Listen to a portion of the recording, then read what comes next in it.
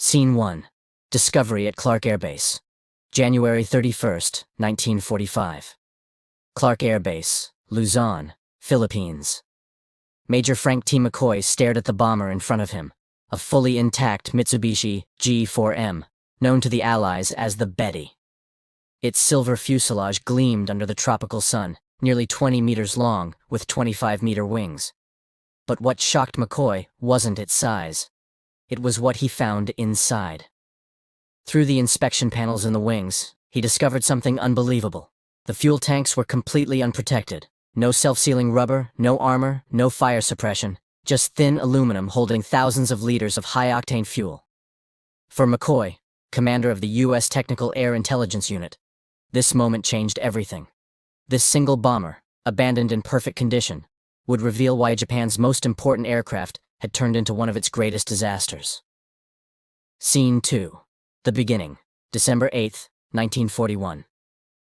Just 4 years earlier, December 8, 1941. While smoke still rose from Pearl Harbor, 82 Betty bombers took off from Formosa, heading straight for Clark Field.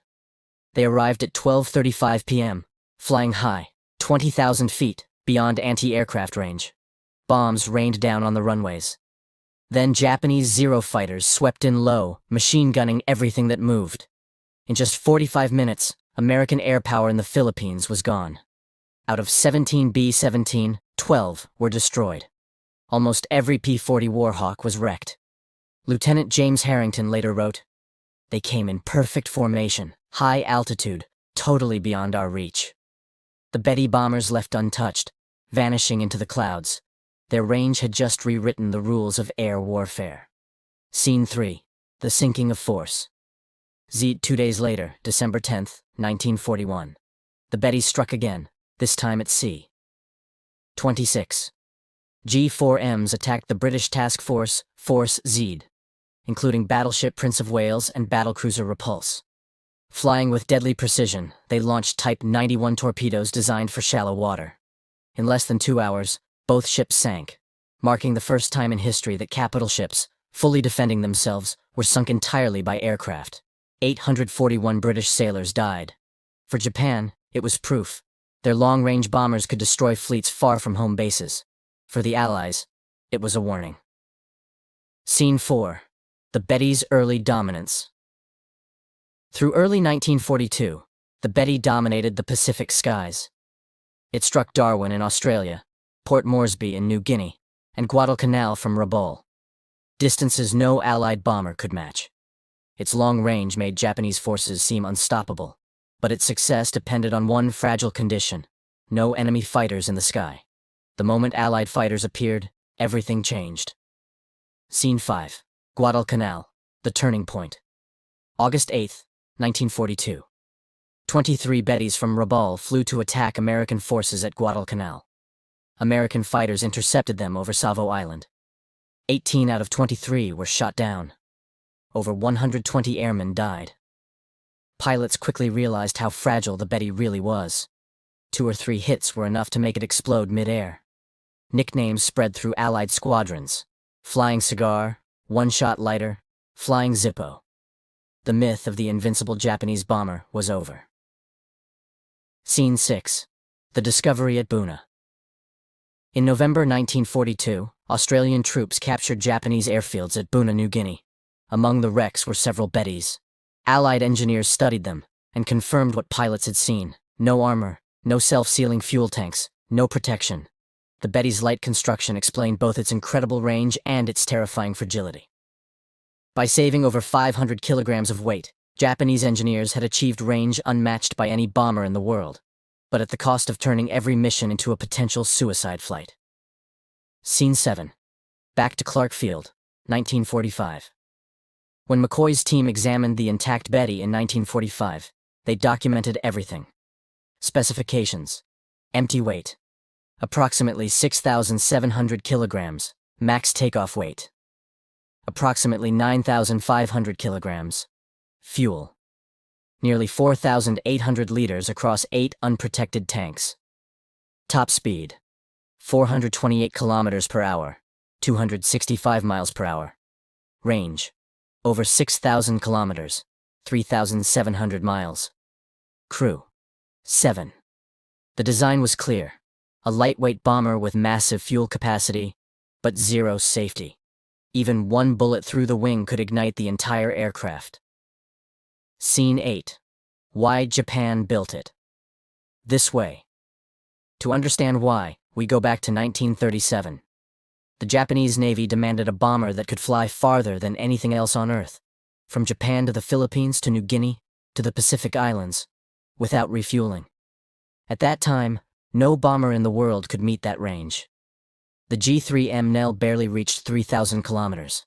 Designer Kiro Honjo at Mitsubishi faced a brutal equation. Range required fuel. Fuel added weight. Armor, self-sealing tanks, and fire suppression also added weight. Something had to go. Honjo chose range. He eliminated all protection. Every kilogram saved went into more fuel. When the prototype flew in 1939, it met every Navy requirement. Fast, long range, and powerful. By April 1941, the G4M Betty entered full production. It became Japan's main bomber throughout the Pacific War. Early on, it was a strategic masterpiece. Later, it became a flying coffin. Scene 9. The cost of range. Allied engineers later calculated what those design choices meant. Each liter of aviation fuel weighs about 0.8 kilograms. With nearly 4,800 liters on board, the Betty carried almost 3,800 kilograms of fuel, half its total weight. The unprotected tanks sat right in the wing center, the most vulnerable part of the aircraft. Any hit from below or the side would puncture them instantly. By skipping armor and self-sealing systems, Honjo's team saved hundreds of kilograms, enough to extend range by over 1,000 kilometers. But the price was predictable. Even minor damage meant instant fire. Scene 10. Changing the sky. By late 1942, American fighters, Wildcats, Hellcats, Corsairs, filled the Pacific. The Bettys were now hunted, not feared. Lieutenant Commander John Thomas Blackburn, who flew Corsairs at Guadalcanal, said, "The first time we caught them, we couldn't believe how easily they went down." The Betty's long range meant nothing if it couldn't survive 5 minutes under fire. In battle after battle, formations were wiped out before reaching their targets. Scene 11. Japanese assumptions. Collapse. Japanese planners had believed the war would be short, that surprise and range would protect their bombers, that enemy fighters couldn't reach them. All of it proved false. Once Allied industry surged, Japan couldn't replace its losses. The G4M, once a symbol of reach, became a symbol of sacrifice. Crews flying into missions they knew they might not return from. Scene 12. What the Allies learned. Major McCoy's report from Clark Field didn't just expose a weakness, it taught a lesson. Allied engineers now understood the real value of protection. Self-sealing tanks, armor plating, redundancy. Even if those added weight, they saved crews and preserved aircraft in prolonged wars. The Betty's failure shaped American bomber doctrine for the rest of World War II and beyond, proving that survivability was as important as range. Scene 13. Legacy. In the end, the Mitsubishi G4M was both a technological marvel and a tragic miscalculation. Its design gave Japan early victories, but doomed its aircrews once the balance shifted. Every burned-out wreck scattered across Pacific Islands told the same story. Performance won the first battles, but protection won the war. The Betty became the flying cigar. Brilliant in design, devastating in consequence. Major McCoy's photos and reports ensured that its lessons would never be forgotten. Scene 14. Closing narration. The G4M's story is more than history. It's a warning written in aluminum and fire. When engineers chase perfection without accounting for survival, the results can be fatal. Japan's quest for range created an aircraft that could reach any target. But few of its crews ever came back. The Betty flew far and burned bright. Its legacy still echoes as one of World War II's most haunting lessons. Speed and range mean nothing if you can't make it home.